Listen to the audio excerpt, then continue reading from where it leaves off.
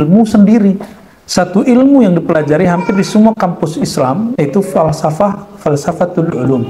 Jadi jika ada usul fiqh, ada usulul lughah, ada usulul hadis, ada usulul tafsir, si ilmu itu ada usulnya nggak? Usulul ulum namanya falsafatul ilm, falsafat ilmu. Ya. Ini dia pembahasannya, ini salah satunya, menunya ini. Apa aja metode, jadi artinya cara mencapai satu ilmu. Coba, untuk tahu warna baju saya, itu dengan hati atau dengan mata? Itu namanya apa? Sedang ingin memperbaiki keterbelakangan ilmu yang ada di zamannya, yaitu orang-orang yang berhenti pada ilmu memori, menghafal, dan ilmu analisa. Beliau maunya harus ada ilmu zauqiyat, ya, ilmu rasa, ya, rasanya rasa rohani. Semoga antum teman penasaran apa yang dimaksud ke depannya, ke belakangnya, ya. Dan bagaimana cara Imam Ghazali mendudukkan persoalan ini dengan baik, sehingga murid-muridnya yang tadinya anti dengan ilmu laduni, mengingkari laduni, kemudian menjadi penikmat laduni. Ya, pernah dengar Abu Bakar Ibnul Arabi, pengarang Ahkamul Quran? Ada? Ya, dan pengarang Aridatul Ahwadi, syarah Sunan Tirmizi, itu hafiz dan faqih, mufassir, ahlul lughah, dan berkat ketemu Imam Ghazali jadi sufi.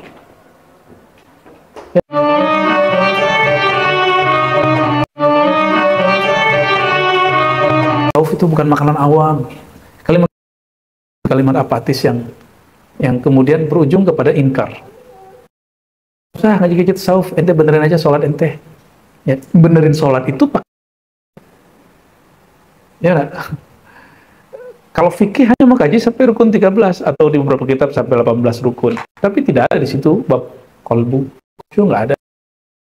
Maka bukan main-main Imam Ghazali nulis kitab. Dan ini ditulis beliau setelah beliau tobat, ya, karena sebelumnya Imam Ghazali juga ilmu itu mah ilmu tauhid, ilmu kalam, ilmu fikih. Di luar tuh bukan. Kalau ngaji tasawuf terus mursyidnya nggak boleh ngajar kitab tasawuf, itu kan aneh. Ya, muncul image-image itu di kalangan orang-orang yang katanya ahli ilmu. Nah, ini yang ditegur oleh Imam Ghazali. Dan Imam Ghazali, saudara-saudariku bukan Allah, beliau hidup di abad ke-5, ya, lalu wafat di awal abad ke-6, yaitu 505. Bertemu dengan Imam Abul Ma'ali Al-Juwaini. Ya. Saya di Madura itu pernah ditegur orang. Saya nyebut satu kitab Ghiyathul Ummah. Juwaini ada dua. Ketika saya sebut Juwaini, ya maksudnya idza utliqal Juwaini fa huwa Abul Ma'ali. Bukan bapaknya Abu Muhammad. Tapi ya sih. Ya, tapi kita ya nggak apa-apa, kan dia emang pengen dipuji, dan puji dia. Ya. Tapi ketika dia menyamakan dirinya dengan Nabi Muhammad SAW dalam masalah ya, takadum nur, awaliyahnya nur, di situ baru saya agak kenceng gitu ya.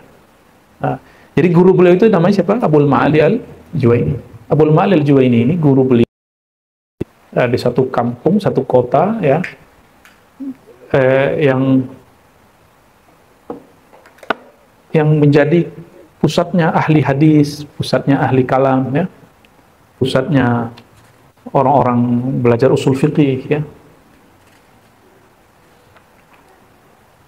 Dan kota itu sekarang berada di Iran, ya, kota tersebut. Dan dulu Imam Muslim juga di sana, sampai kemudian juga beliau, ya. Imam katakan, ini Ghazali ini al-bahrul mughriq atau mughriq, lautan samudra yang menenggelamkan. Jadi siapa yang ikut kajian dia pasti tenggelam. Itu Ghazali, ya. Ya. Bahkan beberapa masyayikh mengatakan huwa asy-Syafi'i ats-tsani, Syafi'i kedua, ya. Ke Tus, ya, ke Ghazal, Ternyata makbarahnya Imam Syafi'i itu gak dirawat amat sama orang Syiah itu. Tapi di sana juga masih banyak Ahlus Sunnah ya di Iran itu. Tidak benar kalau tidak ada lagi Ahlus Sunnah di Iran, masih ada, cuma tidak sekuat seperti di Indonesia ya. Beliau ini gelarnya Hujjatul Islam. Kalau di kalangan Sufi, beliau nggak dapat gelar seperti itu. Beliau hanya disebut Sahibul Ihya. Ya. Yang dapat gelar Hujjah itu Imam Sidi Ahmad Ar-Rifai. Sidi Ahmad Ar-Rifai. Beliau Hujjatul Aulia. Jadi ada Hujjatul Aulia, atau juga disebut beliau Qadil Aulia, itu Sidi Ahmad Rifai. Nah, kalau Imam Ahmad Abu Hamid Al-Ghazali Hujjatul Islam ya. Maksudnya apa? Wa ma min fannin fil Islam illa Imam Al-Ghazali ba'un ya wa hujjatun fi. Tidak ada satu ilmu di dalam bab ini kecuali Imam Ghazali punya andil di situ ya. Dan tadinya saya mau buat kelas bahasa Arab, cuma kasihan yang nggak bisa bahasa Arab ya. Tahun lalu kita buat malam hari, masih ingat ya, ada beberapa yang ikut ya, Sahih Bukhari dalam bahasa Arab. Itu sebenarnya tes aja, ngetes ada nggak orang minat ngaji Sahih Bukhari lagi pakai bahasa Arab gitu ya, ternyata ada tuh. Insya Allah nanti kita buat lagi, tapi memang saya pengen ada kelas bahasa Arab karena guru saya dulu pesan, Syekh Taufik Al-Buti masih hidup, alimuddin bilghatiddin ya. Alimuddin bilghatiddin, ajarkan agama ini dengan bahasa agama itu turun, yaitu al-lughah al-arabiyah ya. Imam Ghazali jadi pindah dari Tus ke Naisapur. Beliau di Naisapur itu jadi dulu setiap jami' itu disebut Jami' An-Nizam ya, karena langsung dibuka oleh Nizamul Mulk ya, kalau sekarang Perdana Menteri barangkali ya. Lalu beliau diundang untuk mengajar di Baghdad, pusat Nizam, pusat Nizamiyah. Jadi Jami' An-Nizam atau Jami' An-Nizamiyah. Sampai hari ini masih ada jami'ah. Jadi jami'ah sekarang di India, di Hyderabad. Salah satu pengijazah hadis saya dari sana, yaitu Syekh Syarif Khaja. Beliau jalur India saya ke sana. Kalau sanad saya ke India melalui beliau ya. Ternyata sanadnya ke Syekh Yasin juga ya. Baik. Dan itu orang ngajar Sahih Bukhari pakai bahasa Arab. Awalnya kayak kita nggak percaya ini orang bisa ngomong bahasa Arab nggak sih? Sampai dia ngomong haddatsana fulan. Lama-lama mesin ini panas. Dan lancar, tidak ada sama sekali hambatan. Ya, nggak ada sama sekali hambatan. Imam Ghazali, apapun yang ditulisnya, apapun yang tulisnya jadi viral. Apapun yang ditulisnya itu jadi viral. Apapun yang tulis Imam Ghazali maka menjadi kitab yang masyhur. Kitab Mustasfa yang ditulis di Baghdad itu di masa hidupnya sudah sampai ke Andalus. Anda bisa bayangkan. Padahal belum ada archive.com ya, belum ada Maktabah Alfiyah. Betul nggak? Begitu dahsyatnya ternyata. Jadi setiap kali ada orang haji, kitab ini kan dibawa. Dulu tidak ada namanya penerbit, dulu itu khattat. Maka setiap kitab itu pasti ada khattatnya di belakang. Siapa kaligrafinya, penulis kaligrafinya, penyalinnya. Nasikh disebut ya, penyalin. Jadi beda penyalin dengan penulis. Penulis itu pengarang. Kalau penyalin itu dia cuma nyalin isi kitab. Melalui orang-orang yang berhaji dari Herat, dari Uzbek, dari mana, mereka mampir di Baghdad. Dari Baghdad mereka bawalah kitab itu ke Mekah. Di Mekah itu diajarkan kitab beliau wa huwa hayy wa mazala hayy. Beliau pro mana ya. Bagi saya itu bukan masalah benar dan salah, tapi itu masalah ijtihad mereka yang berbeda ya. Karena ternyata Ibn Rus pengagum Aristo, pengagum hebat ya. Jadi dia sangat tersinggung kalau Ghazali mengatakan Aristo ini nggak ngerti Tuhan gitu, nggak kenal Allah gitu. Kira-kira gitu tuh ya. Baik teman-teman ya. Nah, kitab ini penting sekali dan saya mengulang-ulang kitab ini sudah berkali-kali ya. Dan nggak puas. Dan ini juga menjadi salah satu rujukan untuk filsafat ilmu yang saya ajarkan di S3.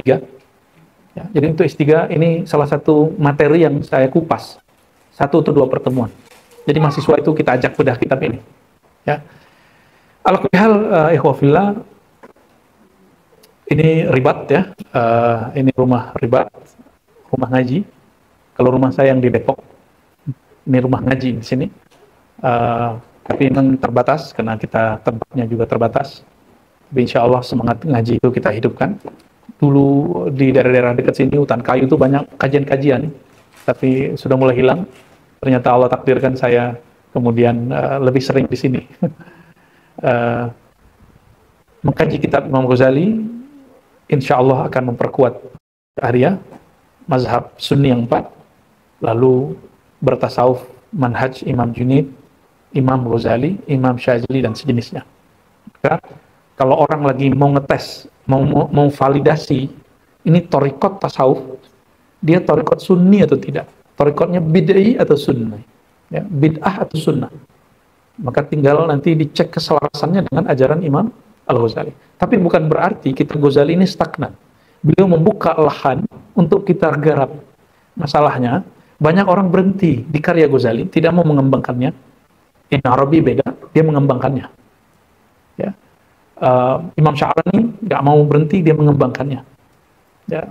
Imam As-Sayyadi, Ar-Rifai, beliau mengembangkannya. Sidi Ahmad Tijani, beliau mengembangkannya. Muhammad Abdul Saman, beliau mengembangkannya, sehingga tidak berhenti pada mustalahat qadimah. Namun, apapun yang ada hari ini dalam obrolan sufi, itu semuanya pasti sudah dibuka oleh Ghazali. Nah, termasuk ini, Ar-Risalah Dunia, saya menerjemahkannya, jembatan antara ilmu ahli zahir atau orang-orang syariat, fikih, fuqaha, dengan ahlul haqa'iq. Jadi ini menjembatani antara aswaja yang menganggap sufi itu halu. Loh, aswaja kok bilang sufi halu? Gak sah aswajanya. Kan aswaja salah satu pilarnya bertasawuf Ghazali. Dan Imam Ghazali buka celah bab ini dengan kaidah yang sangat kuat sekali. Ya. Jadi saya agak prihatin dengan orang-orang yang sok-sok ingin mempurifikasi Islam dari halu, membersihkan agama ini dari halu, ternyata dia membabat habis bab yang disebut bab mukasyafah, musyahadah, yang merupakan puncak dari pencapaian seorang muslim, yaitu al-ihsan. Ya. Dia nggak percaya kalau ada orang nyampe, ya, terjebak pada materialisme. Lalu apa buktinya kalau ente ketemu Nabi Muhammad? Apa jawabannya? Jawabannya di Ghazali, man lam yazuk lam ya'rif. Kamu kalau belum merasakan, kamu nggak paham yang aku rasakan. Subjektif dong? Enggak. Subjektif secara pengalaman, tapi secara kaidah dia sudah objektif. Kenapa? Li'anna syaitan la yatamatsalu bi. Karena syaitan tidak pernah menyerupai Nabi Muhammad SAW. Ya, ini contoh. Contoh banyak hari ini orang menolak mimpi ketemu Rasulullah SAW. Ya. Dia bayangin mimpi ketemu Nabi itu orang tua-tua gitu. Lalu tua keburu uzur lah. Justru pengalaman Sayyidina Nabi SAW itu mulai dari kecil. Maka pewaris Nabi Muhammad SAW akan mengalami pengalaman itu juga dari kecil. Dari dia muda. Ya. Imam Ghazali ini jangan salah paham teman-teman. Ini banyak yang mengklaim Imam Ghazali ini nggak ahli hadis. Untuk zaman itu Imam Ghazali nggak ahli hadis. Tapi kalau beliau hidup zaman ini, antum cium tangan dia kali untuk hadis. Kenapa? Beliau hafal lebih dari 5.000 kitab, 5.000 hadis. Ada yang hafal? Ustadz-ustadz yang ngaku-ngaku ahli mengkritik Ibnu Ghazali dalam hadis, ayo kita tantang dalam bab hadis. Benar nggak dia muhaddis? Atau dia pakar ilmu hadis? Imam Ghazali juga pakar ilmu hadis. Tapi dia bukan hafiz, musnid, mutqin, dan naqid. Beliau bukan muhaddis yang mengkritisi sanad. Jadi beliau bukan pengkritik sanad. Ya, marhaban ya, silakan. Ya. Jadi beliau bukan orang yang tugasnya mengkritisi sanad. Maka Imam Al-Ghazali hanya menukil kitab. Jadi yang ini lucu, yang mengkritisi beliau itu namanya Ibnul Jauzi, muhaddis. Yang juga nanti dikritisi lagi oleh ahli hadis karena terlalu gampang mendoif-doifkan dan memasukkan hadis. Ibnul Jauzi ini pernah mengkritisi Imam Abu Nuaim, kitabnya Hilyatul Auliya ada di sini. Abu Nuaim itu nukil kalam-kalam sufi tapi pakai sanad. Apa kata Ibnul Jauzi? Ini orang nih buang-buang aja nih. Masa kitab tasawuf pakai sanad? Ya, buang-buang tempat, buang-buang kertas, nggak efektif. Lalu datang Imam Ghazali menghilangkan sanad, langsung menukil matan. Apa kata dia? Apa ini Ghazali ini? Nggak ngerti sanad sama sekali. Masa nyebutin hadis nggak pakai sanad? Nggak konsisten. Ya. Akhirnya Ibnul Jauzi mengkritisi Al-Imam Al-Ghazali dan mengatakan hadisnya banyak dhaif. Ya. Betul, ada dhaif, tapi juga banyak hasannya, juga banyak sahihnya. Wa mata wa sahih al-Bukhari ala sadri. Beliau wafat, Sahih Bukhari di dadanya. Beliau salah satu bacaannya adalah Sahih Al-Bukhari. Beliau punya sanad Abu Dawud, Tirmizi, semua kitab hadis beliau punya sanadnya. Dan beliau menghafalkan kitab Ajza' Ibni Abi Dunya, yang kitabnya lebih dari 50 judul, bahkan 100 judul saya dengar dari beberapa masyayikh. Cuma yang saya tahu 50 judul. Dan beliau tahu itu kitab semua. Yang dinukil beliau di dalam kitab Ihya kebanyakan dari Ajza', jadi buku-buku kecil dari Ibnu Abi Dunya. Sanadnya sudah nggak disebutkan. Ya, masalahnya tidak semua karya Ibnu Abi Dunya sampai ke kita hari ini. Orang yang bilang nggak ketemu, bilang la asalalahu, saya nggak ketemu hadisnya, bukan berarti nggak ada. Ya, jadi saya tidak ingin bela-belain Ghazali ini terlalu pintar dalam semua ini, nggak juga. Beliau betul bukan pakar kritik sanad, tapi beliau juga nggak bodoh-bodoh amat kok dalam bab hadis. Ya, untuk coba bayangkan hari ini ada orang hafal 5.000 hadis, kita sebut dia apa? Ahli hadis. Setahu saya orang yang disebut ahli hadis sekarang dia nggak pernah hafal 1.000 hadis. Ya, kecuali dia ikut lomba, habis itu lupa lagi. Itu cuma peserta lomba musabaqah, bukan muhaddis. Muhaddis itu ya seperti Sidi Ahmad Ghumari, yang belakangannya Sidi Abdullah Ghumari.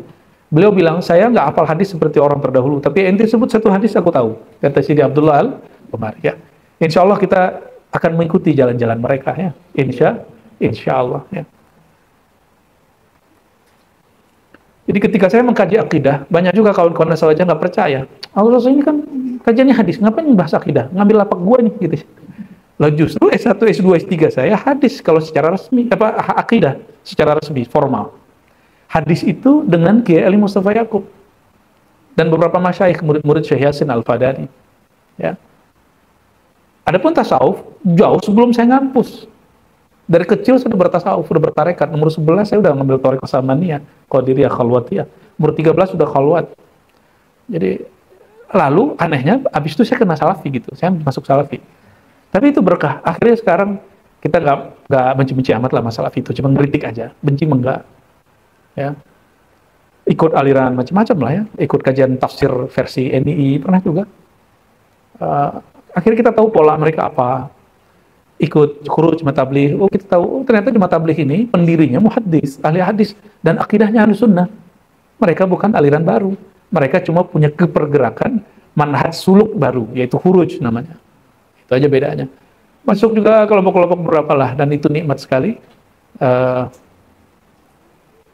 Allah lah yang memperjalankan itu, ya. Maka di tahun 2006 hampir semua karya Ghazali yang dicetak saya khatamkan. Ya, udah capek soalnya. Capek balik ke Ghazali aja. Nah, karena saya dulu tahun waktu umur saya masih 14 tahun ngomong gini. Ilmu ini sudah beres sama Ghazali. Kamu kalau apa-apa baca Ghazali. Bukan berlebihan, yang dimaksud beliau benar, ya. Maka tidak benar orang mengatakan Ghazali ini yang memundurkan Islam. Itu tidak benar. Itu orang salah paham dan mungkin kurang baca karya Imam Ghazali. Justru Imam Ghazali inilah yang menghadirkan ilmu itu utuh. Jadi kalau membaca ilmu hadis, ilmu akidah, ilmu fiqih, ilmu tasawuf, ini jangan pakai alat yang salah. Kalau ilmu hadis harus empirik. Gitu. Kalau ilmu akidah mesti rasional. Ilmu tasawuf mesti intuitif. Intuisi, rohani. Jangan pakai akal-akalan. Nanti ente nggak percaya. Apalagi pakai empirik. Itu bilang halu tuh, ya. Tapi ujung-ujungnya orang bertasawuf. Dan kita senang sekali ya. Dulu ada yang sangat liberal ya, Gus Lil Absar Abdallah. Sekarang ngaji kitab Ghazali. Kembali ke Ghazali kok. Ya, nggak usah khawatir. Balik ke Imam Ghazali. Siapa lagi itu ya? Siapa yang antum sebut liberal? Ada senior saya, Dr. Abdul Muksid. Itu Ghazalian sekali. Sulit di celah untuk mengkritik dia tuh sulit sekali. Ya. Kalau ngeritik mereka versi hadis, data-dataan gitu, baru kalah. Tapi nggak kalah juga, nanti dibalikin sama mereka, karena mereka kuat di analisa. Ya. Maka teman-teman ini di halaman 24 yang ini ya. Imam Ghazali bukan orang sempurna, tapi beliau sangat sempurna dibandingkan kita. Ya. Untuk beliau Al-Imam Abu Hamid Al-Ghazali, Hujjatul Islam, sahib Ihya Ulumuddin wa Risalah ala Dunia, Al-Fatihah. Bismillah. Ya Allah.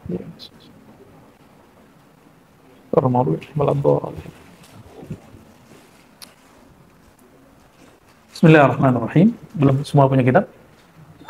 Amin, itu ada kitab itu ya.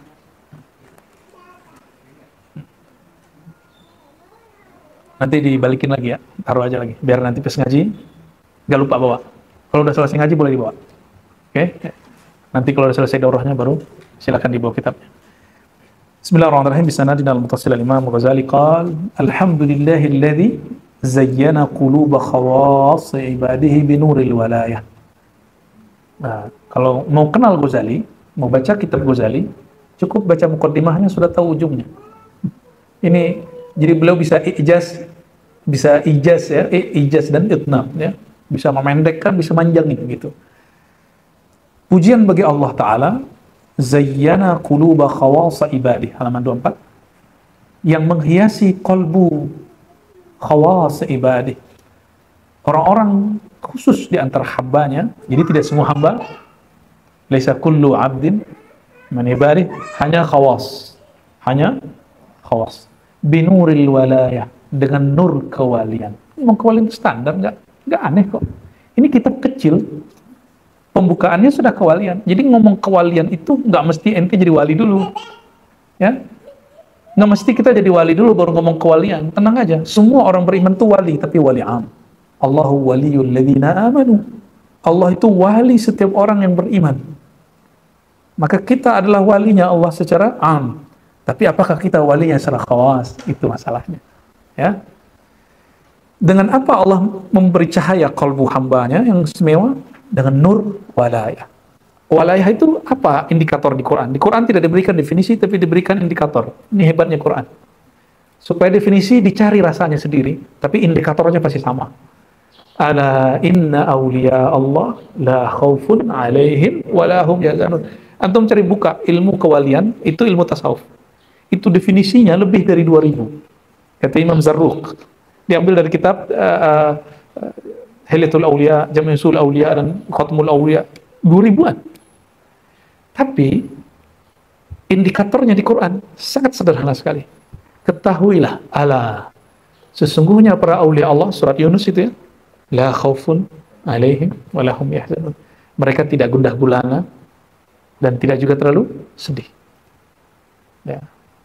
Itu indikator zahirnya. Jadi kalau mau cari wali, bukan yang banyak kuantitas ritual, tapi yang stabil rohaninya. Coba lihat masa pandemi. Orang yang banyak tahajud bergelisah.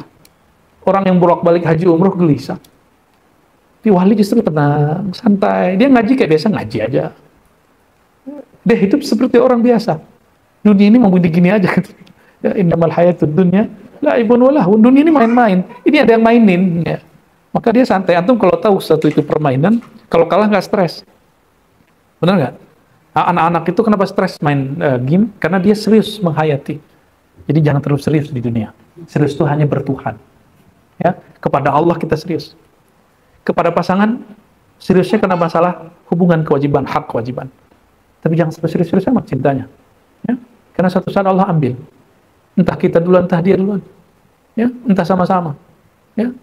Anak, harta semua, teman-teman, sahabat, semua sama aja. Ya. Baik. Warabba arwahahum bihusnil inayah. Dan mendidik arwah mereka. Jadi siapa yang mendidik ruh? Allah. Maka al-murabbi al-haqiqi huwa Allah. Tapi Allah itu mendidik hamba melalui ruh, karena kekasihnya yang tadi, yang khawasa ibadah, ya. Dan mendidik arwah-arwah mereka dengan husnil inayah, dengan bantuan yang sangat sempurna. Wa fataha bab tauhid alal ulama. Nah. Dan membuka bab tauhid iftahid dirayah, dengan kunci dirayah, ya, kunci analisa yang kuat memahami makna, ya. Berarti beliau sedang berbicara dua kutub, satu, ya, ada dua poros. Ya, ini bukan wali kutub maksudnya, tapi satu pojokan sana, satu pojokan sini. Wa shalli wa sallim ala sayyidina Muhammadin sayyidil mursalin sahibid da'wati war ri'ayah wa dalil ummati ila al-hidayah wa la alihi sukkani haramil himayah. Ini selawat Ghazali namanya. Ya, ini selawat Ghazali. Selawat Ghazali itu banyak, ini salah satunya. Antum boleh amalkan ini. Ya. Kalau mau jadi pendakwah, ya, baca ini. Allahumma shalli wa sallim ala sayyidina Muhammadin sayyidil mursalin sahibid da'wati war ri'ayah wa dalil ummati ila al-hidayah wa la alihi sukkani haramil himayah. Ya. Ya'lam. Ya, nanti kalau aneh suruh baca, bacanya ulima, ya. Ulima. Jangan bilang i'lam, nanti sul adab sama guru. Ya, nanti kalau antum baca di depan guru antum yang lain, jangan baca i'lam. Ulima. Ya, ini saya ambil dari Dr. Badi Sayyid Al-Laham. Beliau ketika membaca di depan masyayikh, jadi di Damaskus itu ada majelis khusus hikam untuk para masyayikh. Bayangin, bukan hanya hikam, Ihya Ulumuddin. Ihya Ulumuddin itu untuk para fuqaha, muhaddisin, ulama-ulama kibar, ulama-ulama besar. Dan mukri'nya adalah Dr. Badi Sayyid Al-Laham, guru saya. Ketika sampai i'lam, beliau baca ulima. Nanyalah syekhnya, ish hadiah, betul. Ya. Aduman bikum. Ini saya ambil dari Dr. Badi Sayyid Al-Laham. Beliau ketika membaca di depan masyayikh, jadi di Damaskus itu ada majelis khusus hikam untuk para masyayikh. Bayangin, bukan hanya hikam, Ihya Ulumuddin. Ihya Ulumuddin itu untuk para fuqaha, muhaddisin, ulama-ulama kibar, ulama-ulama besar. Dan mukri'nya adalah Dr. Badi Sayyid Al-Laham, guru saya. Ketika sampai i'lam, beliau baca ulima. Nanyalah syekhnya, ish hadiah, betul. Ya. Aduman bikum ya Sayyidi. Ya. Ini beradab kepada engkau, wahai Tuhan. Begitu guru-guru kita ngajarin, ya.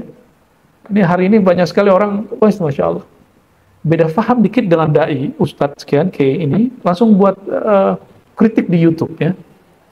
Padahal dia kalau cek, yang dikritik itu tobakotnya di atas dia, ininya, tobakot keilmuannya, atau dia itu setara sama gurunya, kira gitu. Masa berani kritikin orang itu? Soal adab lah, ya. Kalau mengkritik, bukan mengkritik membeberkan aib, tapi meluruskan apa yang perlu diluruskan, bukan menghina. Baik. I'lam, ketahuilah, anna wahidan min asdiqai.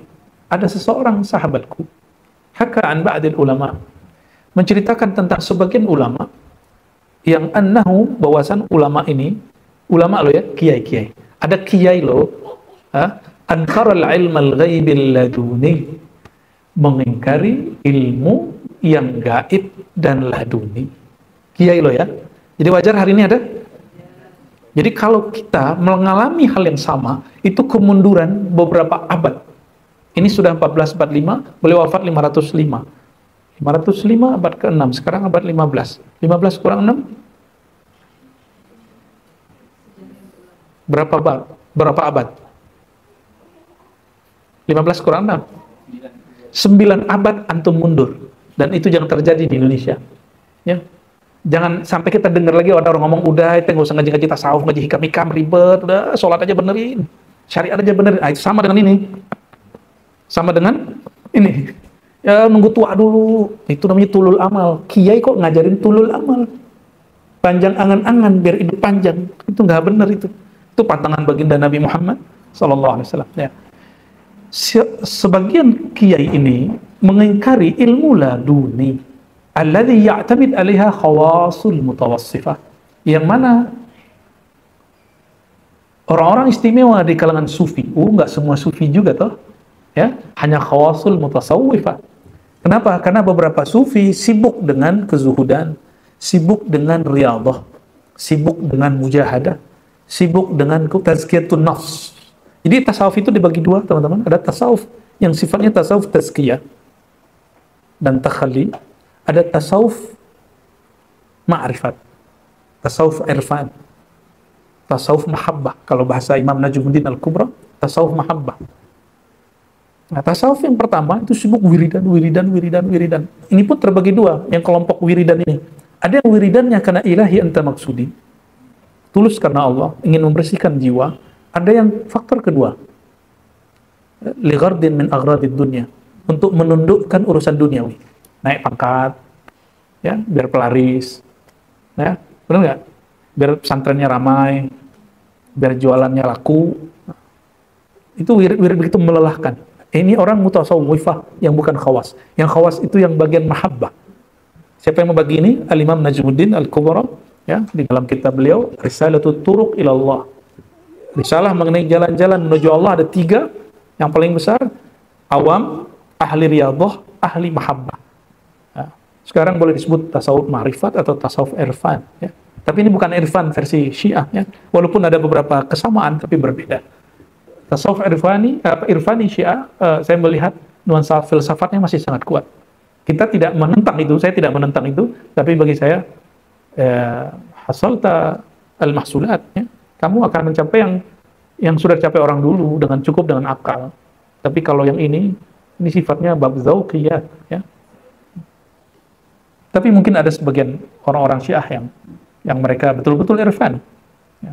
Mungkin seperti Kamal Al-Haidari atau pengarang kitab Al-Hikmah Muta'aliyah, ya. Wallahu a'lam bishawab. Oke, kita kembali ke sini.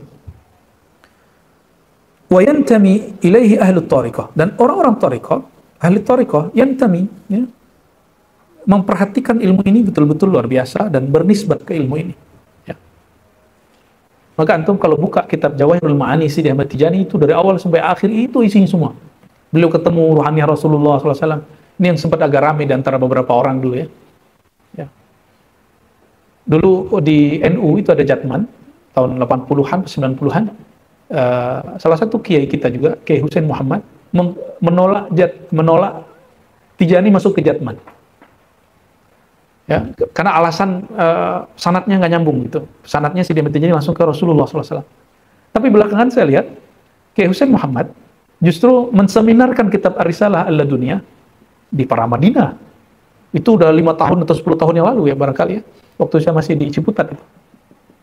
Artinya besar kemungkinan beliau sudah ketemu jembatannya.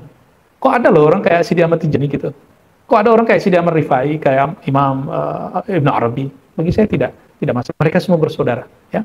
Nah, kalau orang ahli riyadhah kadang-kadang terjebak, mohon maaf, pada ta'assub, ya, fanatisme golongan thariqah. Dan itu walaupun normal, tapi bagi orang-orang yang belajar ma'rifat itu menggelikan. Kenapa? Orang ahli thariqah itu bersaudara. Dan persaudaraan ahli thariqah itu lebih kuat dari persaudaraan orang syariat biasa, orang fikih. Tidak hanya sesama thariqah, tapi lintas thariqah harusnya. Tapi ada fenomena orang-orang yang kemudian semakin berthariqah semakin jauh dari orang lain. Ya, auzubillah min jalik, ya. Itu maksudnya. Ahkam itu kan lebih detail. Nah, saya menerjemahkannya lebih rumit. Minal ulum al-muktasabah, dari ilmu yang diperoleh, al-muhassalah bit-ta'allum, yang diperoleh secara ta'allum. Kan ada kaidah al-ilmu bit-ta'allumi. Ya, itu jelas. Itu kaidah kami di Ribat. Ya. Kalau antum jadi santri Ribat, itu ininya, slogan pertamanya. Al-ilmu bit-ta'allum. Jadi kita sebelum talqin bayat, kita ta'allum dulu. Sehingga orang itu nggak dengan nafsu dia bertalqin thariqah, tapi dengan ilmunya. Sehingga jika terjadi nanti ujian pada jiwanya, pada gurunya, tidak membuat dia meninggalkan thariqahnya. Cukup dia kemudian memilah, oh ini bagian nafsiyah. Gitu. Yang goyang, nah ini, ya, ilmu ini suci. Manusia mah tidak suci. Gitu, ya. Jadi orang ini mengakui, oh laduni itu ilmu yang tidak diperoleh, ilmu yang lebih rumit, lebih kuat dibandingkan ilmu yang dipelajari dari kitab, gitu. Jadi orang ini mengaku, ya, wa haka anna dzalikal mudda'i yaqul bi anni la aqdir. Terus dia ngomong, saya mah gitu, ya, la aqdir ala taswir ilmu sufiyah. Saya mah enggak sanggup bilang kayak tadi, enggak. Kenapa kemudian menolak, gitu, ya. Wala azunnu anna ahadan fil alam yatakallam fil ilmi al-haqiqi. Saya kira enggak ada orang yang sanggup bicara bab ini. Kata dia mengukur kemampuan orang lain berdasarkan ilmu dia. Ya. Itu sebabnya beberapa syekh saya tinggal. Saya awalnya ngaji, mau terus nggak, oh ini nggak bisa lagi ngaji lama-lama sama dia nih. Ilmu dia cuma ilmu riwayat. Dan membanggakan sanatnya. Nggak bisa lama-lama nih mengaji. Karena setiap kali bahas tasawuf, wah ini rumit, nggak usah. Padahal saya dibesarkan dengan ilmu yang rumit itu. Bagi kita nggak rumit. Kenapa? Masalahnya cuma satu, zauq dan mustalahat. Dapat rasa dan mengetahui istilah-istilahnya. Sederhana. Jadi antum jangan heran kalau ada orang nanya ke saya, lo ente kok ninggalin 1-2 guru? Ya iya. Ngapain saya belajar kepada orang yang memundurkan ilmu saya, bukan memajukan ilmu saya? Ya. Kita sekolah itu, belajar itu supaya kemampuan kita tambah naik. Bukan cuma mel tabaruk sanad mah satu aja cukup. Ya. Maka Imam Suyuti mengatakan orang yang berbangga dengan sanad itu orang yang dungu. Istilahnya Rocky Gerung ya. Ya. Itu Imam Suyuti jelaskan gitu. Nanti ente lihat ada orang katanya, bangga baca kitab, habis mendajal-dajalkan guru saya yang lain yang punya sanad yang dia nggak tahu sanad orang itu. Lah untuk apa kita kemudian malah mengotori jiwa kita dengan akhlak-akhlak begitu? Kita kalau nggak tahu sanad orang, kita dajjal ya. Gitu. Jadi justru kemunduran ilmu yang terjadi. Nah, jangan sampai kemudian antum hobi tabarukan ya, ijazahan malah memundurkan ilmu. Jadi al-ilmu bit-ta'allum, betul ya. Tapi ketika orang ini mengatakan menurutku nggak ada ilmu di atas ini, ilmu itu begini. Maka saya sedih juga ada kiai yang bilang, saya punya guru mursyid, tapi yang diajarin cuma Fathul Mu'in, dia nggak pernah ngajar Ihya. Maka jangan percaya sama orang-orang sufi, kemudian cerita tentang pengalaman rohani. Nggak ada itu. Bagi dia, sufi itu cuma guru dia. Yang ngajarin Fathul Mu'in, ya salam. Sebelum Fathul Mu'in, sudah ada sufi yang mengajarkan Ihya Ulumuddin, yang mengajarkan Khatmul Auliya, Qutul Qulub. Fathul Mu'in kan mutakhirin belakangan. Kalau ada mursyid tidak mengajarkan kitab itu, mungkin dia tidak mengajarkan kepada ente, tapi dia mengajarkan kepada yang lain. Ya, siapa tahu. Jadi orang begini ada ya sampai sekarang ya. Coba perhatiin orangnya. Ilmu tasawuf mah ilmu berat. Ya, saya nggak sanggup membicarakannya, rumit. Nih, kalau diterjemahin bebas ya. Wala azunnu ana ahadan fil alam yatakallam fi ilmi al-haqiqi min fikrin wa ru'yatin min ta'allum wa kasab. Enggak mungkin bicara ilmu kalau enggak pakai ngaji. Harus ngaji pakai kitab. Padahal di kitab tasawuf ditulis as-sudur qabla as-sutur. Sebelum kitab ini dulu diisi. Ini kitab ini Imam Ghazali nulis dari nyontek buku atau dari kolbunya? Dari kolbunya ditumpahin jadi kitab. Maka yang mampu memahami maksud Ghazali hanya orang-orang yang sudurnya bercahaya. Maka kita minta kepada Allah, Allah nawwir sudurana wa zayyinna binuril walayah ya wa arwahana farabbiha ya rabbana bihusnil inayah. Itu kita doanya ya.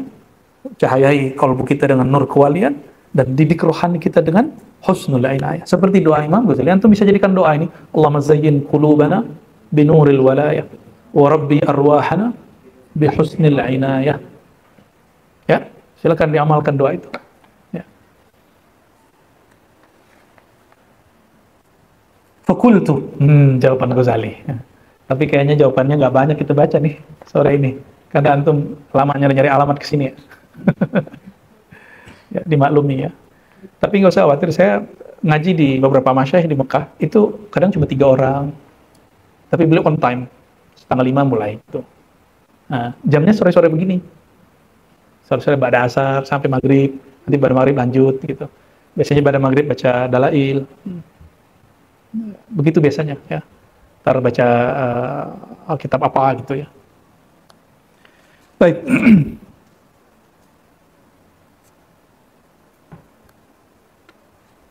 Fakultu, aku menjawab, aku ingin menanggapi. Kata Imam siapa? Al-Ghazali. Ka'annahu mattala'a ala turuq at-tahsil. Orang ini tidak belajar metodologi keilmuan yang sekarang disebut dalam filsafat ilmu epistemologi keilmuan. Apa arti epistemologi keilmuan? Coba deketin sini, bantuin.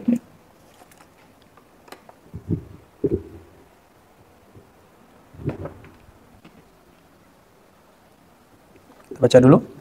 Wa ma dara amran nafsil insaniyah wa sifatiha wa kayfiyata qabuliha li atharil ghaibi wa ilmil malakut.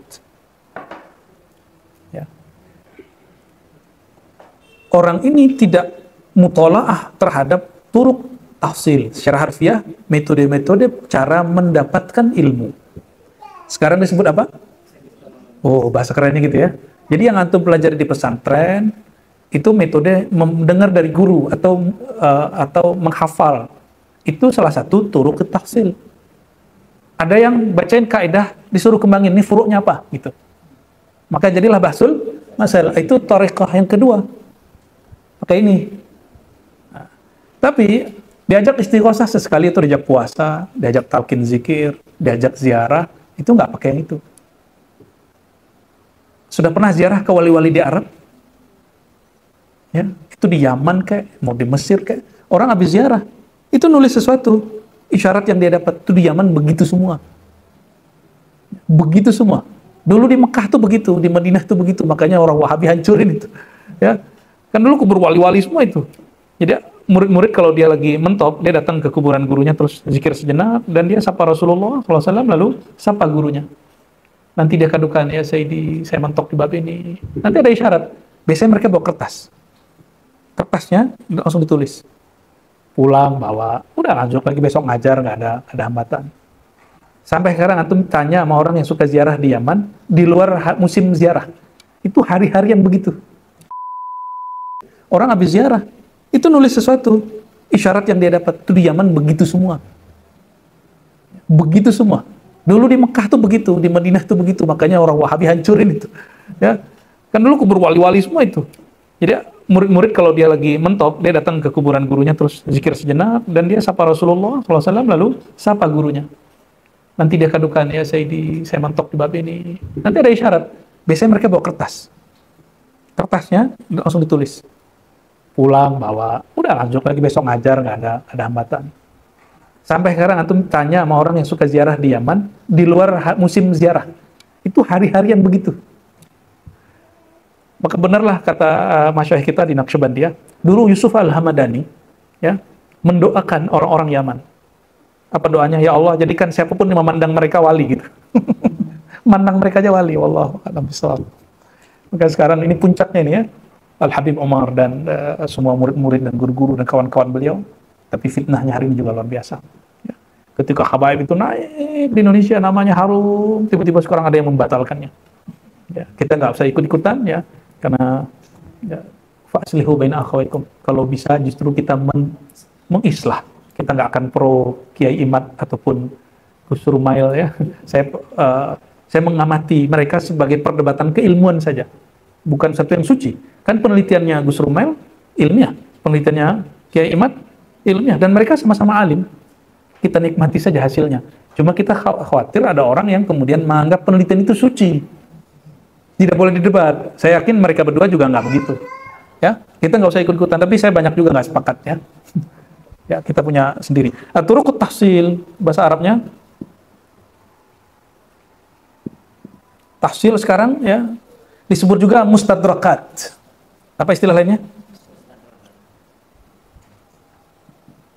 Mustadrakat. Ya. Disebut juga epistemologi.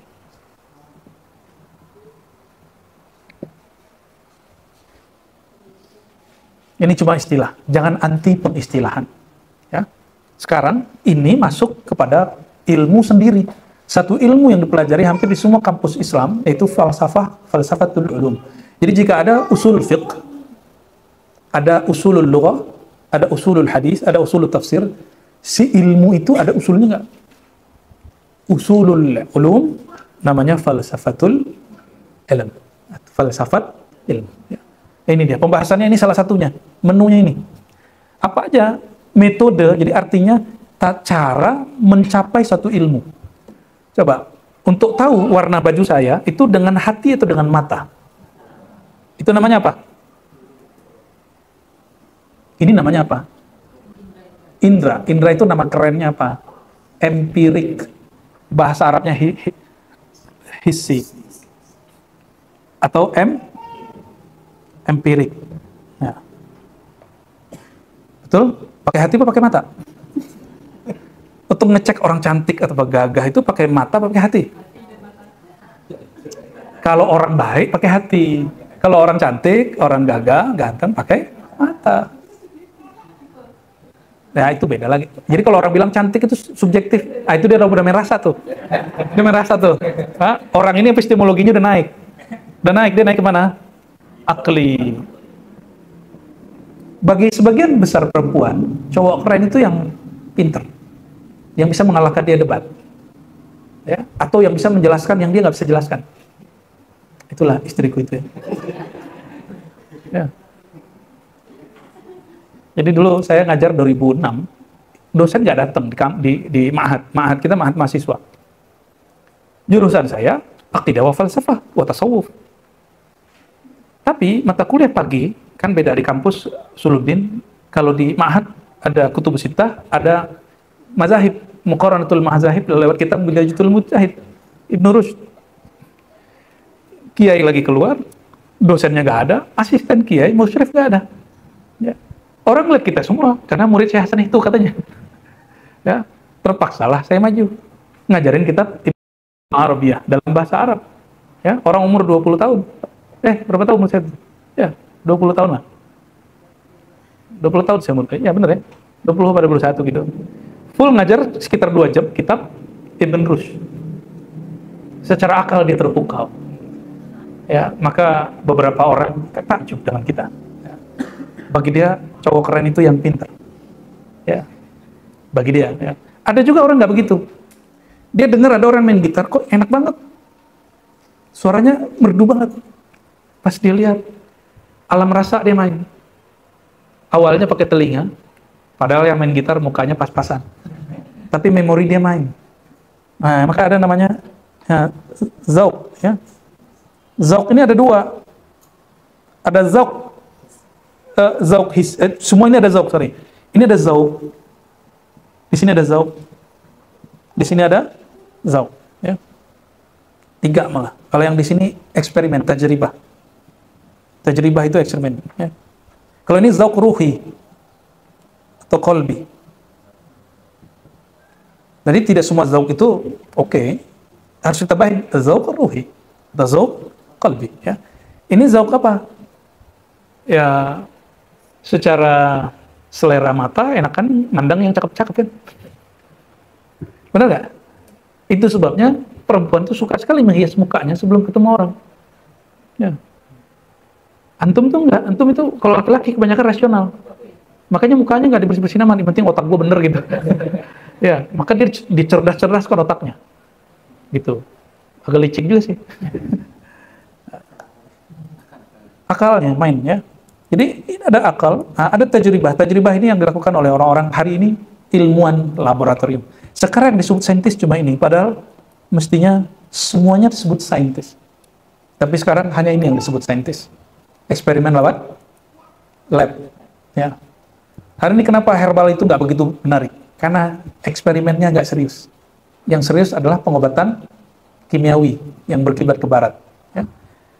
Kata Ghazali, ada ilmu lewat isi. Kamu pandang, kamu lihat, kamu tahu. Pakai akal. Coba 3 tambah 10 kali 20 berapa? Oke. Betul? Ya, benar. Orang curang itu celaka. Itu yang ngomong akal kita. Ya. Oke. Yang tadi menghitung itu hissi apa akli? Atau pakai perasaan? Bismillah. Pakai apa? Akli. Ya. Maka ada ilmu yang lewat akli. Ilmu hadis sini. Hissi. Maka ilmu hadis belum menghantarkan kepada tujuan keilmuan. Ilmu hadis itu cuma alat menuju al-maqasid. Maqasid syariah belum nyampe ke ilmu hadis. Maka la taftakhir bilaqabil muhaddis. Jangan belagu, jangan sombong dengan gelar ahli sanad, ahli hadis. Itu cuma ilmu alat. Ya. Minimal sampai ilmu akliyat. Nah, ilmu akliyat itu apa aja? Usul fiqih, filsafat, ya. Ilmu eksak murni. Ilmu eksak murni seperti fisika murni, kimia murni. Nah, kalau yang diuji itu namanya kimia terapan, filsafat kedokteran yang sudah diterapkan itu ya.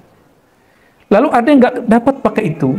Saya mau tanya, antum mencintai seseorang pakai melihat muka doang, atau karena cerdas dia, atau udah dicoba dulu? Coba apa nih, nggak tahu nih. Atau rasa di rohani, kenyamanan. Kita sebut nyaman, aku cinta. Cinta itu bahasa mana? Cinta dalam bab pernikahan itu bab zauq ruhi, qalbi. Ya. Kalau hissi mah, duduk sama orang cantik tapi ketus kan males.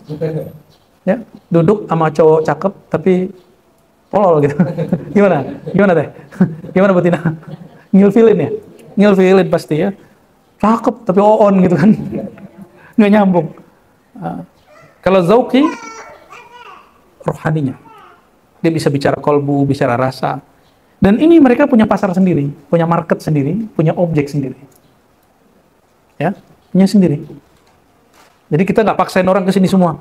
Itu sebabnya di ribat itu kita banyak nolak-nolak orang untuk talqin. Karena kita mau tumbuh zauqnya dulu. Gimana caranya? Ngaji dulu pakai akalnya.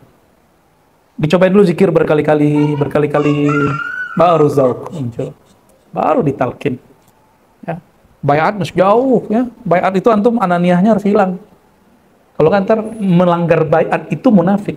Maka saya menghilangkan, bukan menghilangkan, menunda baiat dalam diribat di thariqah yang saya ajarkan. Ya. Nah, wa kaifiya wa sifat apa? Wa madara amra nafsil insaniyah. Orang ini nggak kenal rahasia amra itu sir artinya rahasia jiwa manusia dan sifat-sifatnya. Bagaimana cara manusia menerima, menangkap asarul ghaib, apa kabar-kabar gaib, ya, wa ilmil malakut. Contoh, antum malam-malam kepikiran sesuatu, itu tahu datangnya dari mana? Emang memikirkan atau datang sendiri? Sebenarnya ini lagi aktif. Dan ini sulit diterima bagi sebagian orang, tapi ini lucu. Waktu kita yang konsentrasi, itu waktu kita lagi di kamar mandi. Itu sebabnya orang di kamar mandi idenya banyak. Karena saat itu dia kemudian fokus. Tapi coba metodologi fokus antum itu dibawa ke dalam kontemplasi. Itu lebih cakep lagi. Orang kalau nggak fokus, bisa nggak buang air kecil? Mohon maaf. Nggak bisa. Bisa buang besar? Nggak bisa. Jorok ya? Konyol kan? Tapi bener loh itu. Ya. Kita baru konsentrasi bagian empirik. Tapi belum konsentrasi di bagian akal. Maka kita sering menyerah sebelum hasil akhirnya dapat. Rumit nih ilmu gitu. Waktu saya dulu buka ilmu hadis, orang bilang, hari gini bahas hadis. Kita bukalah kajian ilmu akidah. Hari gini ngaji akidah. Kita bukalah kajian sunnah bid'ah. Masya Allah, sudah abad 21 masih ngaji sunnah bid'ah. Kita bukalah tasawuf. Itu mah ketinggian bro katanya. Terus mau ente apa? Mau ente apa? Ya, jadi kalau kita mau jadi orang besar dalam keilmuan, bukan orang besar viral, bukan. Jangan kemudian mencari ridho orang. Ya. La tatrub ridhoan nas, ridhoan nas. Jangan cari ridhonya orang. Capek, antum capek. Baik. Naam, inna dzalika ar-rajul yaqul bi anna al-ilma huwa al-fiqh wa tafsir al-hadis wal kalam hasb. Ya kan? Orang ini berkata, ilmu itu hanyalah fikih, tafsir, kalam. Sama kan dengan orang ngomong, ilmu mah ngaji mabadi awaliyah, kifayatul awam, ya, Hasyiah Zakaria Al-Ansari, ya, Hasyiah Syarqawi, Hasyiah Bajuri, nggak ada lagi, itu nggak ada ilmu lagi, ya. Tasawuf nggak ada, ini aja ilmu, ente benerin ini aja terdapat tasawuf. Dikaji lama santri ini bertahun-tahun nggak dapat ya. Padahal Imam Bajuri udah ngomong tasawuf di hasyiahnya, karena nggak pernah belajar mustalahatnya, jadi nggak tahu dia lagi ngomong apa, ya. Jadi saya mungkin agak beda dengan antum, ini beda takdir ya. Antum mulai dari ilmu hissi, saya mulai dari ilmu. Nah, ini perbedaan kita. Saya dari ilmu ini terus dapat ijazah ya untuk mengajarkan thariqah, baru kemudian mendalami hadis. Dan lumayan lama, mendalami hadis itu lumayan lama. Dan itu ilmu hissi fahas. Cuma kalau orang sudah baca dari sini, baca hadis itu menarik semua. Jadi semua hadis itu bagi saya ada dimensi zauqnya. Ada dimensi tajribahnya, ada dimensi akliyahnya, baru dimensi hissiyahnya. Semua ayat yang dibaca itu ada semua 4 ini. Dan itu nikmatnya bukan biasa. Ya. Jadi nikmat kalau orang belajar 4-4-nya dipelajari. Nah, siapa yang menolak adanya ilmu tasawuf, dia sudah mengerdilkan dirinya dan meniadakan ini. Lalu apa bedanya kita dengan orang barat?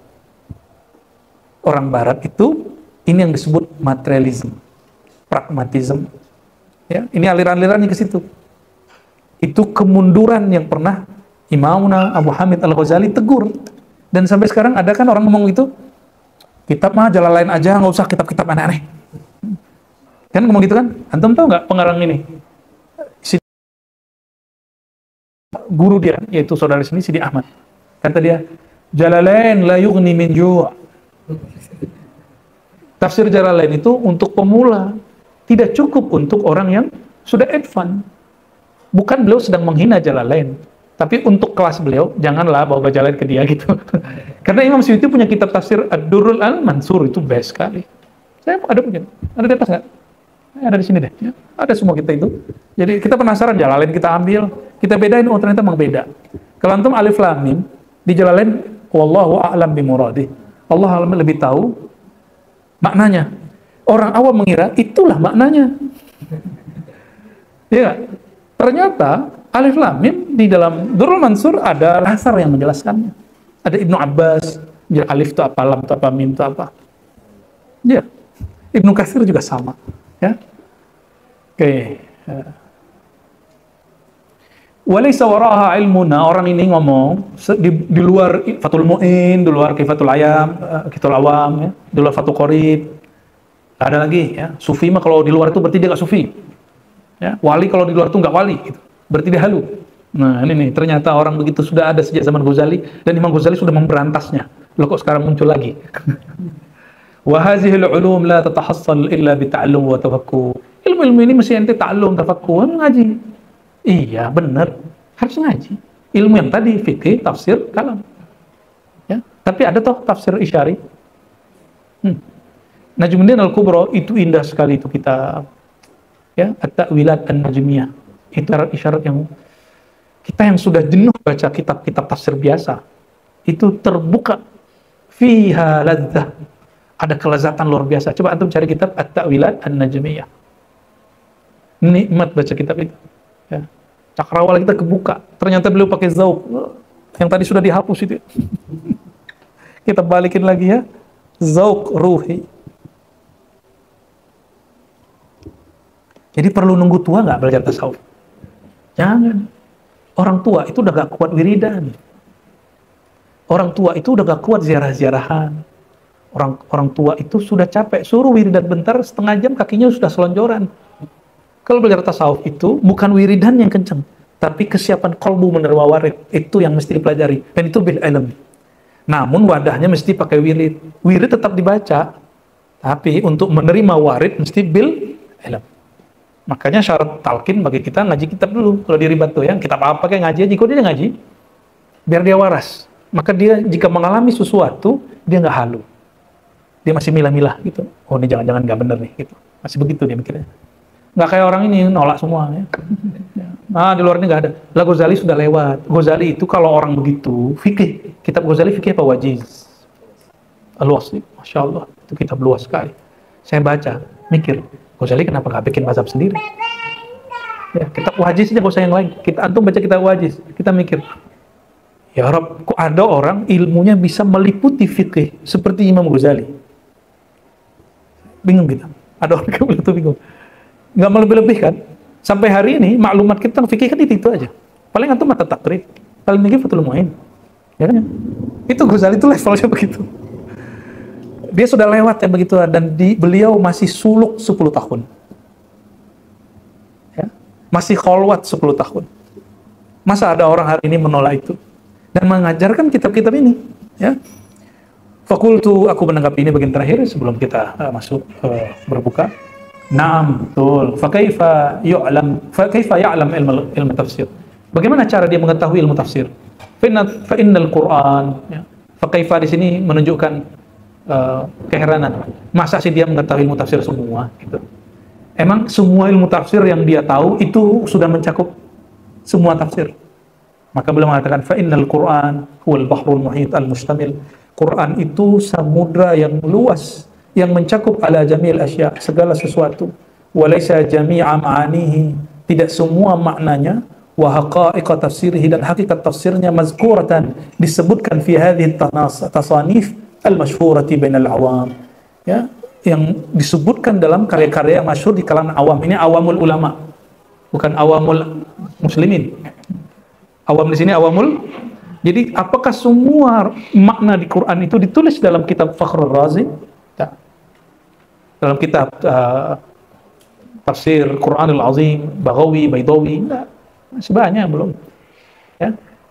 Jadi kalau ada orang bilang ilmu mah cuma tafsir Jalalain, ya salam, itu tadhiqul ulum. Ya. Kita ngaji Jalalain juga, saya kan dulu ngaji Jalalain juga. Ya. Umur 14 kan kita ngaji Jalalain sama guru kita ke MUI di sana. Namanya Buya Hasan Basri juga. Jadi ada dua guru saya, satu mursyid, satu guru ngaji kitab. Ya. Bal at-tafsir ghaira ma ya'lam dzalikal mudda'i, ya. Justru tafsir itu di luar yang diketahui orang yang ngaku-ngaku tadi bahwa ilmu yang dia tahu, ya. Apa kata orang ini? Faqala dzalika rajul la yu'addu tafasir illa tafasir al-ma'ruf al-mazkur al-mansub al-Kushairi wa Tha'labi wal Mawardi wa ghairihim. Tafsir itu yang di kitab-kitab Kushairi, Tha'labi, Mawardi. Coba bayangkan kelas beliau nih ngomongnya awamnya orang dulu, tafsir Kushairi, Tha'labi. Antum punya tafsir Tha'labi? Ada Tha'labi itu. Tha'labi. Wal Mawardi, itu tafsir besar semua. Ya. Kalau yang di pojok itu kitab fikihnya, Al-Hawi Al-Kabirnya, Al-Mawardi. Ya. Fakultu laqad ba'uda an manhajil haqiqah. Orang ini tambah jauh dari manhaj hakikat ilmu. Hakikat yang tadi turuq tafsir. Jadi yang memundurkan itu Imam Ghazali atau kiai-kiai di zamannya. Beliau justru mengobati kemunduran itu supaya maju. Kelihatan? Ya. Fa inna Sulami, Imam Sulami gurunya Kushairi, jama'a syai'an fi tafsir, mengumpulkan beberapa bagian tafsir min kalimatil muhaqqiqin, dari kalimat ahli hakikat, ahli sufi, syibhat tahqiq, mirip-mirip, ya, rada-rada ilmu hakikat lah. Ya. Wa tilkal kalimat ghair madhkura fi sa'ir tasanif. Itu yang di kitab Haqa'iqut Tafsir, judul kitabnya apa? Cari nanti PDF-nya ada itu. Haqa'iqut Tafasir. Karya Imam Abu Abdurrahman Sulami, seorang muhaddis hafiz, pakar ilmu ilal, murid Daruqutni, tapi dia nulis kitab tasawuf, Tabaqat Sufiyah, ada Haqa'iqut Tafasir. Apa kata Imam Ghazali? Ente cari kitab ini, coba bandingin sama kitab yang lain. Yang dia sebutkan di dalam itu tentang makna ayat tidak ketemu di kitab yang ente tahu. Itu maksudnya. Maka boleh juga saya sebut. Nah, ini kan keperkaman zaman. Taqra kitab yani at-ta'wilat an-najmiyah fama tajid ma fihi inda sa'ir at-tasanif. Baca buku Imam Najmuddin Al-Kubra, nanti antum enggak ketemu yang dia tulis itu di kitab yang lain seperti Tafsir Quran Al-Azim, Fakhrul Razi, enggak ketemu. Bukan berarti itu tidak tafsir. Itu tanda bahwa angle dari tafsir itu banyak sekali. Ya. Jadi orang-orang ahli tafsir yang menolak ada tafsir isyari, itu mereka telah menghapus salah satu perangkat dalam epistemologi, dan ini sudah diperbaiki oleh Imam Ghazali, tapi kok banyak lagi orang yang kemudian unani intelektual itu, ya. Istilahnya begitu di kampus dulu. Bolak-balik. Udah dibenerin balik lagi, ya. Oke, barangkali itu teman-teman, ya, tandain di situ lengkap dengan tanggalnya. Jadi kesimpulan kajian kita, Imam Ghazali sedang ingin memperbaiki keterbelakangan ilmu yang ada di zamannya, yaitu orang-orang yang berhenti pada ilmu memori, menghafal, dan ilmu analisa. Beliau maunya harus ada ilmu zauqiyat, ya, ilmu rasa, ya, rasanya rasa rohani. Semoga antum teman penasaran apa yang dimaksud ke depannya, ke belakangnya, ya, dan bagaimana cara Imam Ghazali mendudukkan persoalan ini dengan baik, sehingga murid-muridnya yang tadinya anti dengan ilmu laduni, mengingkari laduni, kemudian menjadi penikmat laduni. Ya, pernah dengar Abu Bakar Ibnul Arabi, pengarang Ahkamul Quran, ada, ya, dan pengarang Aridatul Ahwadi, syarah Sunan Tirmizi, itu hafiz dan faqih, mufassir, ahlul lughah, dan berkat ketemu Ghazali jadi sufi. Ya, dia menjadi sufi. Jadi dia sudah ulama, lalu ketemu tasawuf. Lain dengan Ibn Arabi, dari kecil dia sufi. Maka dia menegur Ibn Rushd yang terlalu akli. Ya, dikisahkan oleh Ibn Arabi, pertemuan dia dengan Ibn Rushd. Kisah itu nanti saya nukil di buku Teologi Ibn Arabi.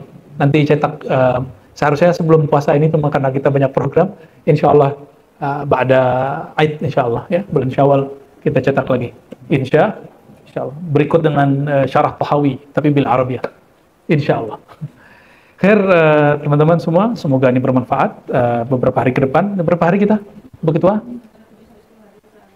Oke, kira-kira 7 hari lah, ya. Nanti harapan saya mungkin ada yang mau baca tabarukan biar dapat 2 metode ilmu. Pertama sama Al-Lafz Syekh, guru yang baca. Nah, mungkin dari antum ada yang pengen baca, nanti kita kasih kesempatan, tapi nggak mesti semua. Siapa yang mau aja, ya. Khair, barakallahu fikum, nasallallahu al-afwa wal afiyah lana wal lidin wal masyayikhina.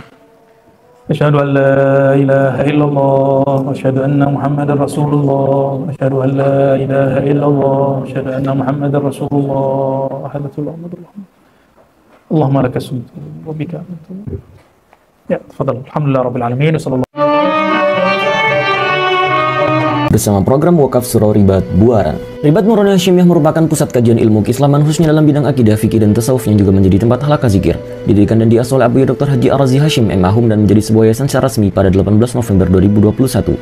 Cikal bakal kehadiran yayasan ini sudah ada sejak 2011 dan dengan spirit yang dibangun sejak saat itu, hingga sekarang Ribat Nurani Hasyimiyah terus aktif mengadakan kajian dan zikir secara rutin. Pada awalnya, seluruh kegiatan Ribat terpusat di Komplek Ruko Cipelat Indah Permai dengan kapasitas sekitar 70 orang. Seiring berjalannya waktu, antusiasme jemaah terus bertambah sehingga kapasitas ruangan kurang memadai untuk menampung sejumlah hadirin. Inilah yang menjadi salah satu tujuan pembangunan Surau Ribat yang saat ini sudah masuk tahap konstruksi sejak 1 Agustus 2024. Selain untuk memfasilitasi ruangan kajian yang lebih kondusif, surau ini juga dibangun untuk berbagai kegiatan ke depannya. Salah satu di antaranya juga untuk kegiatan zikir dan suluk bagi para salik. Untuk itu, kami mengajak para sahabat untuk turut serta dalam menebar manfaat dan syiar dakwah melalui program wakaf pembangunan Surau Ribat Buaran. Wakaf bisa disalurkan melalui nomor rekening yang muncul pada layar atau juga bisa melalui website resmi kami di wakaf.nuraniyahofficial.com. Melalui website tersebut, sahabat bisa mendapatkan informasi terkini seputar perkembangan pembangunan surau. Untuk memulai wakaf, cukup klik donasi sekarang, lalu pilih nominal yang tersedia atau silakan masukkan sendiri nominal yang ingin diwakafkan. Klik tombol lanjut ke pembayaran dan sahabat bisa masukkan nama serta nomor WhatsApp yang nantinya akan digunakan untuk mendapatkan pesan wakaf secara otomatis. Sahabat juga bisa memberikan doa terbaik sebagai bentuk dukungan untuk pembangunan surau. Terakhir, klik transfer sekarang untuk memproses data wakaf sahabat. Untuk segala bentuk dukungan dari para sahabat semua, kami ucapkan terima kasih. Jazakumullah ahsanal jazaa wa barakallahu fiikum.